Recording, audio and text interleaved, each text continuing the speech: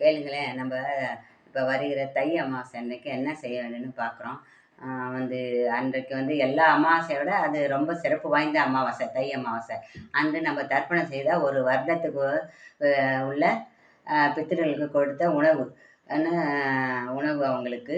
மேலும் வந்து நம்ம அன்னைக்கு விரதம் இருந்து அவங்களுக்கு பிடித்தமான உணவுகளை செய்து காக்கைக்கு படையல் போட்டு காக்கைக்கு உணவளிச்சுட்டு சாப்பிட்ணும்.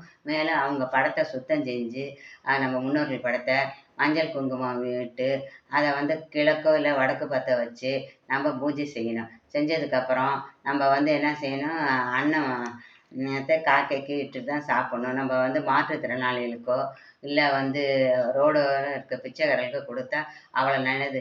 அந்த இது திதி கொடுக்குறோம் இல்லைங்களா அன்னைக்கு, அந்த இது இருக்கால ஐயருக்கு பச்சரிசி காய்கறி இதெல்லாம் கொடுத்தா 7 ஜென்மத்துக்குள்ள பாவங்கள் நீங்கும். நல்லா நம்ம வீடு நல்ல